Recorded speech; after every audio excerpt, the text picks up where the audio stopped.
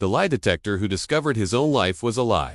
FBI polygraph examiner Kenneth Morrison had administered over 15,000 lie detector tests during his 20-year career, reading the physiological signs of deception with almost supernatural accuracy. He could spot a lie from a heartbeat, catch betrayal in a breath pattern, and expose the truth that suspects desperately wanted to hide. But when Kenneth was required to take his own polygraph test as part of a routine security clearance review, he failed catastrophically, and the machine revealed that he had been living a lie so deep he didn't even know he was telling it. Welcome to Justice System USA, where we explore the hidden truths that lurk beneath the surface of America's most trusted institutions. I'm your host, and today we're examining a story that asks, what happens when the person who detects lies discovers that his entire life is based on deception?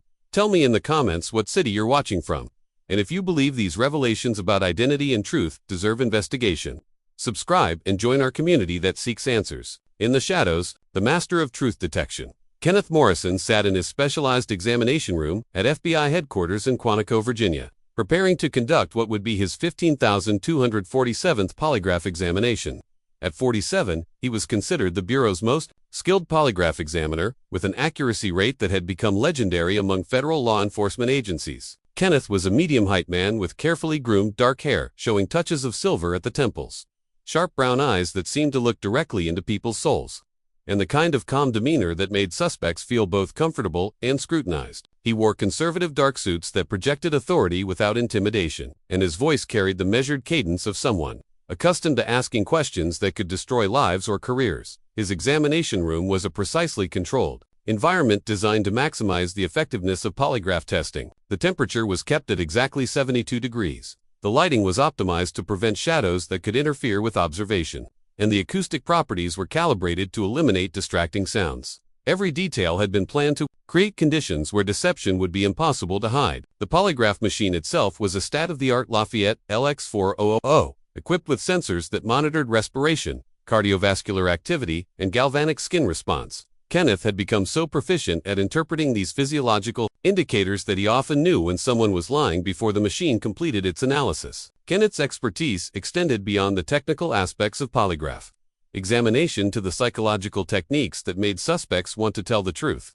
He had studied criminal psychology, interrogation methodology, and stress response patterns, developing an almost intuitive understanding of how guilt and deception manifested in human behavior. His case files included some of the most significant investigations in recent FBI history: counterintelligence operations against foreign spies, internal corruption cases involving federal agents, and terrorist investigations where detecting deception could prevent mass casualties. Kenneth's polygraph examinations had led to confessions that broke major criminal conspiracies and identified security threats that could have compromised national security, but Kenneth's most remarkable skill was his ability to remain completely objective during examinations. He approached each polygraph test with clinical detachment, focusing solely on physiological data rather than being influenced by personal opinions about suspects or cases. This objectivity had made him trusted by both investigators who needed reliable results and defense attorneys who knew he wouldn't manipulate findings to support prosecution theories. Kenneth lived alone in a modest townhouse in suburban Virginia,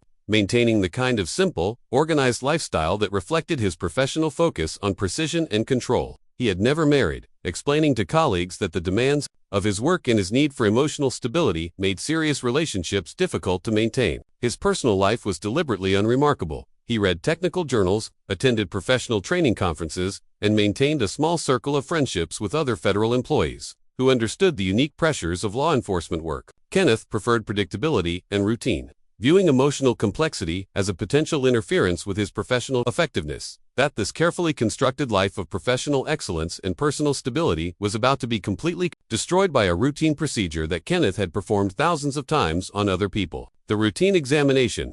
Kenneth's polygraph examination was scheduled as part of his quinquennial security clearance review, a standard procedure for federal employees with access to classified information. Every 5 years, FBI personnel underwent comprehensive background investigations that included interviews, financial reviews, and polygraph testing to ensure continued suitability for sensitive positions. Kenneth had undergone similar examinations throughout his career without incident. His background was clean, his financial situation was stable, and his personal conduct had always met the highest standards expected of federal law enforcement officers. The polygraph examination was expected to be a formality that would quickly confirm his continued eligibility for top-secret clearance. The examination was conducted by Agent Patricia Wells, a colleague from the FBI's polygraph unit who had worked with Kenneth on numerous cases. Patricia was one of the few examiners whose skills Kenneth respected, and he felt comfortable being tested by someone who understood the technical and psychological aspects of polygraph examination as well as he did.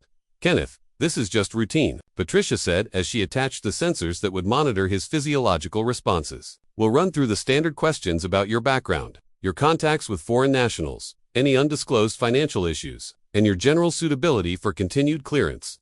Kenneth nodded calmly, understanding the procedure from both sides. He had conducted thousands of similar examinations and knew that the key to successful polygraph testing was relaxation and truthfulness. He had no secrets to hide, no deceptions to maintain, and no reason to be concerned about the results. The examination began with baseline questions designed to establish Kenneth's normal, physiological responses when answering truthfully. Patricia asked about his name, his date of birth, his employment history, and other basic biographical information that would serve as reference points for detecting deception in more sensitive areas. But something unusual happened during even these simple baseline questions. Kenneth's physiological responses showed irregular patterns that suggested stress or deception, even though he was answering questions about basic facts of his own life. Patricia noticed the anomalies immediately, but assumed they were due to nervousness or equipment malfunction. She recalibrated the machine, adjusted the sensors, and repeated the baseline questions. The results were the same. Kenneth's body was reacting as though he was lying about fundamental facts of his own identity. At Justice System USA, we explore the moments when reality fractures and truth becomes stranger than fiction.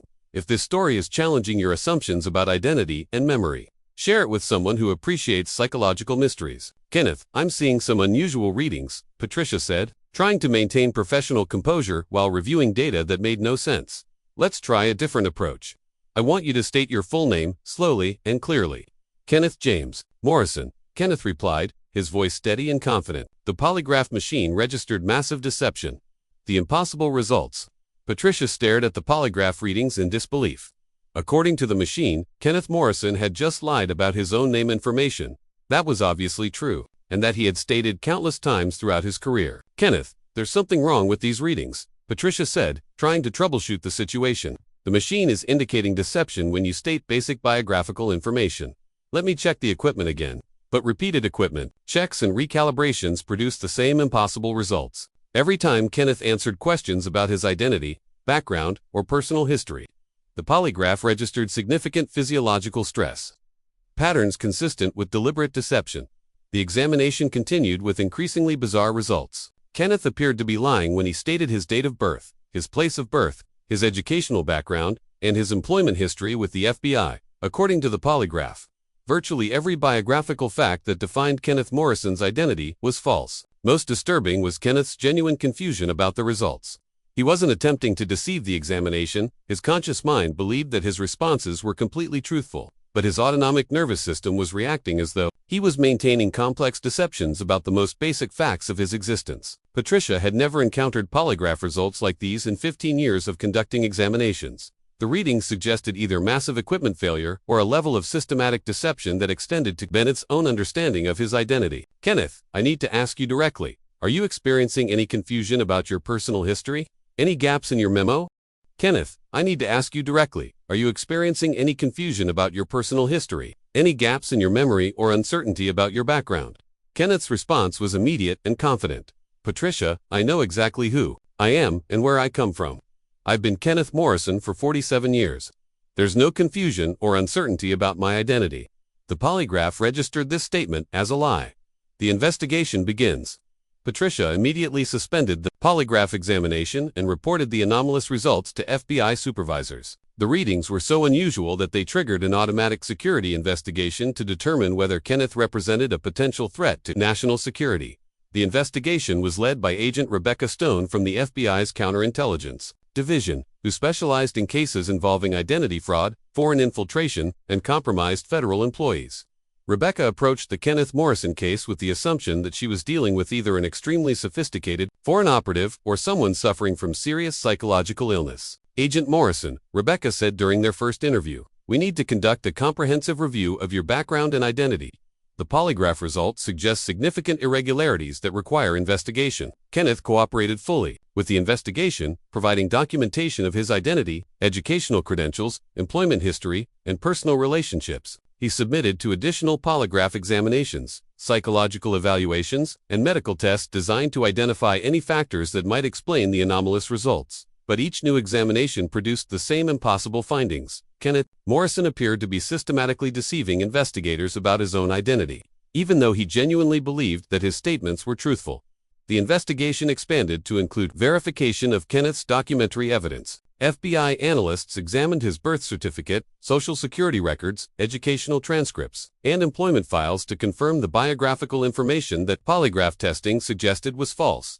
What they discovered was disturbing. Kenneth Morrison's official identity was supported by a comprehensive set of documents, but many of these documents showed subtle irregularities that suggested sophisticated forgery or manipulation. His birth certificate was genuine, according to state records, but the hospital where he was supposedly born had no record of his birth. His social security number was valid and had been used consistently throughout his life, but the application for the number showed discrepancies that raised questions about its authenticity. Most troubling was Kenneth's educational history. While his college transcripts appeared genuine, the professors who supposedly taught him had no memory of Kenneth as a student, and several classmates mentioned in his FBI background investigation claimed never to have met him. The memory gaps, the investigation continued. Kenneth began experiencing psychological symptoms that suggested his identity crisis was more complex than simple document fraud. He started having vivid dreams about places he had never been and people he didn't recognize, but who seemed familiar in ways he couldn't explain. Dr. Amanda Foster, the FBI psychologist assigned to evaluate Kenneth's mental state, conducted extensive interviews designed to explore his memory and sense of identity. During these sessions, Kenneth described experiences that suggested significant gaps in his personal history. Kenneth, when you think about your childhood, what are your earliest, clear memories? Dr. Foster asked during one of their sessions. I remember being maybe 7 or 8 years old, living with my parents in Ohio. Kenneth replied, we had a small house near Columbus, and I went to elementary school there. But what about before age 7? Do you have any memories from when you were 4, 5, or 6 years old? Kenneth paused, trying to access memories that should have been available. It's strange, but everything before age 7 is very fuzzy. I assumed that was normal. Most people don't remember much from early childhood. Dr. Foster's evaluation revealed that Kenneth's memory gaps were far more extensive than normal childhood amnesia. He had virtually no clear memories from before age 7, and even his later childhood memories lacked the detail and emotional content that typically characterized genuine autobiographical memory. More concerning were Kenneth's responses to questions about his parents and early family life. While he could provide basic factual information about his supposed childhood, he showed no emotional connection to these memories and couldn't recall specific events, conversations, or relationships that should have been meaningful to a child. The psychological evaluation suggested that Kenneth's identity had been constructed rather than developed naturally through normal childhood experiences. Someone had provided him with a false personal history that he had internalized so completely that he genuinely believed it was real. The breakthrough in Kenneth's case came when FBI investigators discovered a connection between his apparent false identity and a classified CIA program from the 1980s and 1990s. The program, known internally as Operation Reset, had been designed to create new identities for intelligence assets who needed to be completely severed from their previous lives. Agent Stone's investigation revealed that Kenneth Morrison matched the profile of subjects who had participated in experimental identity reconstruction procedures. The program had used a combination of hypnosis, psychological conditioning, and memory suppression techniques to help intelligence operatives develop new identities that were so complete they became psychological reality. Kenneth, Agent Stone, explained during a classified briefing, we believe you may have been a participant in a covert CIA program that created false identities for intelligence operatives. The polygraph results suggest that your current identity as Kenneth Morrison was artificially constructed. The revelation was devastating for Kenneth, who had spent his entire adult life believing that his identity was genuine. The suggestion that his memories, relationships, and personal history might be fabricated challenged everything he understood about himself. Further investigation revealed that Kenneth's real name was likely Alexander Petrov, a Soviet intelligence officer who had defected to the United States in 1983. The CIA had used Operation Reset to create a new identity for Alexander, suppressing his memories of his previous life and constructing the Kenneth Morrison persona as a way of integrating him into American society. But the memory suppression techniques had been imperfect. leaving psychological traces of Kenneth's original identity that manifested as stress responses when he attempted to maintain his false persona. His autonomic nervous system remembered that Kenneth Morrison was a constructed identity, even though his conscious mind had no access to his true memories. At Justice System USA, we investigate the dark corners of government programs that treated human beings as experimental subjects. Kenneth Morrison's story reveals the lasting psychological damage caused by intelligence operations that valued secrecy over human dignity. The real identity.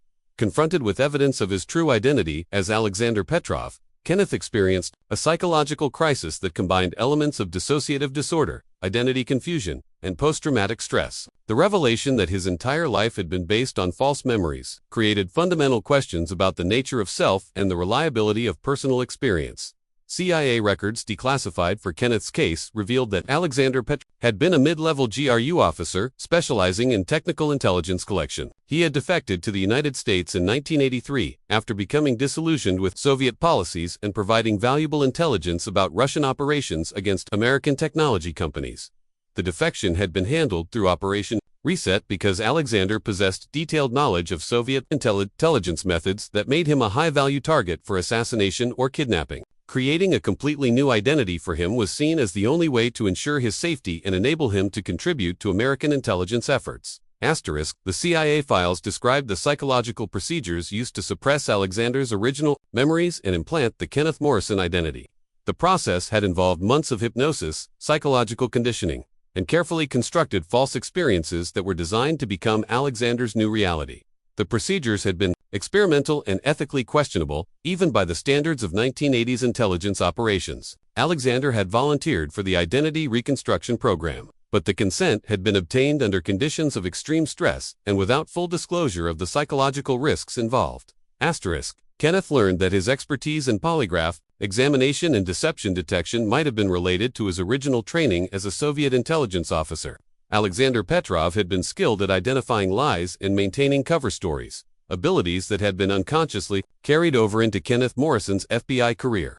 The psychological impact. The discovery of his true identity as Alexander Petrov created a complex psychological situation for Kenneth that challenged basic assumptions about memory, identity, and personal continuity. He was forced to confront the possibility that everything he believed about his life, relationships, and accomplishments was based on artificially implanted memories. Dr. Foster's evaluation revealed that Kenneth was experiencing symptoms of depersonalization and conditions where individuals feel disconnected from their own identity and perceive reality as unreal or dreamlike. The revelation that his identity was constructed had undermined his basic sense of self and created profound uncertainty about the nature of his existence. Kenneth Alexander, you're dealing with a form of psychological trauma that's almost unprecedented, Dr. Foster explained during one of their sessions. Your entire sense of self has been built on false memories, but those false memories have created real relationships, real accomplishments, and a real life. The challenge is integrating your true identity with the life you've actually lived. Kenneth struggled with fundamental questions about the authenticity of his experiences and relationships. Were his friendships with FBI colleagues genuine if they were based on a false identity? Did his professional accomplishments as a polygraph examiner have meaning if his expertise came from Soviet intelligence training he couldn't remember? Most disturbing was the realization that he had no access to memories of his life as Alexander Petrov. The identity suppression procedures had been so effective that he couldn't remember his childhood in Russia, his family, his training as an intelligence officer, or his reasons for defecting to the United States. Kenneth felt as though he was caught between two identities: Alexander Petrov, who was real but inaccessible, and Kenneth Morrison, who was false but experientially genuine. Neither identity felt complete or authentic, leaving him in a psychological limbo where he belonged to neither persona fully. The recovery process. Kenneth's psychological recovery required developing new frameworks for understanding identity, memory, and personal authenticity. Working with Dr. Foster and CIA psychologists who had experience with Operation Reset subjects, he began the process of integrating his false identity with his true background. The recovery process involved experimental techniques designed to access suppressed memories without completely destroying the Kenneth Morrison persona that had become psychologically real over 24 years. Hypnosis, guided imagery, and memory reconstruction exercises gradually revealed fragments of Alexander Petrov's experiences. Kenneth began remembering details of his childhood in Moscow, his training at GRU intelligence school, and his growing disillusionment with Soviet policies that had led to his defection. The memories emerged slowly and often painfully, creating a complex psychological landscape where past and present identities coexisted uneasily. One of the most difficult aspects of recovery was reconciling his Soviet intelligence background with his career in American law enforcement. Kenneth had spent 20 years helping to protect American national security, but his expertise had been derived from training designed to undermine that same security. The FBI conducted a comprehensive security review to determine whether Kenneth's true identity as Alexander Petrov posed any ongoing threat to national security. The review concluded that his defection had been genuine, his service to the FBI had been exemplary, and his suppressed Soviet identity did not compromise his loyalty to the United States, but the revelation of his true identity effectively ended Kenneth's career as a polygraph examiner. His colleagues could no longer trust results from someone whose own identity had been systematically deceptive, and his expertise in detecting lies was now viewed as potentially compromised by his intelligence background. The new life. Kenneth was given the option of retiring from the FBI with full benefits or accepting a transfer to a non-sensitive position that didn't require the same level of security clearance. He chose retirement, recognizing that his effectiveness as a federal law enforcement officer had been permanently compromised by the revelation of his true identity. The transition to civilian life was complicated by Kenneth's uncertain sense of self and his need to develop a new identity that integrated both his Soviet past and his American present. He was no longer fully Kenneth Morrison, but he couldn't become Alexander Petrov again. After 24 years of psychological suppression, but working with specialized therapists, Kenneth developed what he came to think of as a hybrid identity that acknowledged both his Russian origins and his American experiences. He began learning Russian again, researching his family background in Moscow, and trying to reconnect with cultural elements of his original identity. But Kenneth also recognized that his life as Kenneth Morrison had been psychologically real, even if it was historically false. His relationships, accomplishments, and experiences during those 24 years had shaped him in ways that couldn't be erased or dismissed as mere fabrication. The hybrid identity allowed Kenneth to honor both aspects of his experience: the Soviet intelligence officer who had risked everything to defect to America, and the FBI polygraph examiner who had dedicated his life to detecting deception and protecting national security. The ongoing questions. 5 years after the discovery of his true identity, Kenneth continues to grapple with philosophical questions about the nature of self, memory, and authenticity. His experience challenges basic assumptions about what makes someone real and whether identity is defined by historical facts or lived experience. Kenneth's case has become a subject of study for psychologists and intelligence professionals interested in the ethics and effectiveness of identity reconstruction programs. His experience demonstrates both the potential benefits and the severe psychological costs of experimental procedures designed to create false identities. The revelation that Kenneth Morrison was actually Alexander Petrov has also raised questions about other participants in Operation Reset and similar CIA programs. How many other federal employees, law enforcement officers, or ordinary citizens might be living with false identities created through covert government operations? Kenneth has become an advocate for declassifying information about identity reconstruction programs and providing support for other victims of experimental psychological procedures. His expertise in detecting deception has given him unique insights into the ways that false identities can be maintained and the psychological costs of living with suppressed memories. But perhaps most importantly, Kenneth's experience has taught him that identity is more complex and fluid than he had previously understood. The revelation that his life was built on false memories was devastating, but it also demonstrated the resilience of human consciousness and the ability to create meaning even under the most challenging circumstances. The legacy. Kenneth Morrison's story illustrates the complex relationship between truth and identity, between memory and reality, and between individual experience and institutional manipulation. His life demonstrates how government programs designed to protect national security can cause profound psychological damage to the individuals who participate in them. The polygraph examinations that revealed Kenneth's false identity also highlighted the limitations and contradictions inherent in lie detection technology. The machine that had made Kenneth's career ultimately exposed the lie that his career was built on, but it also demonstrated that truth is more complicated than simple physiological responses to questioning. Kenneth's experience as both a polygraph examiner and a victim of identity manipulation provides unique insights into the nature of deception, truth, and psychological reality. His expertise in detecting lies was ultimately turned against himself, revealing deceptions so deep that even he didn't know they existed. Today, Kenneth works as a consultant for organizations investigating historical intelligence programs and their impact on participants. His experience as Alexander Petrov, Kenneth Morrison, has given him a perspective on identity, memory, and truth that few people possess. His story serves as a reminder that the systems designed to protect truth and detect deception can themselves be built on foundations of systematic falsehood, and that the most dangerous lies are often the ones we tell ourselves, without knowing we're telling them. The lie detector who discovered that his own life was a lie continues to search for truth in a world where reality itself can be artificially constructed and psychologically manipulated.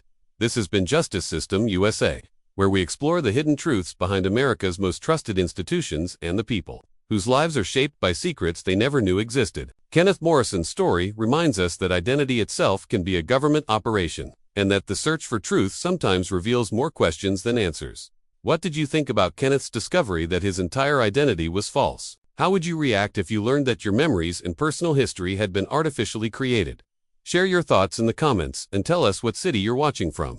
If this story made you question the nature of identity and the reliability of memory, hit that like button. Share it with someone who appreciates psychological mysteries. And subscribe to Justice System USA for more investigations into the secret operations that shape American lives. Remember, sometimes the most dangerous deceptions are the ones we don't know we're living.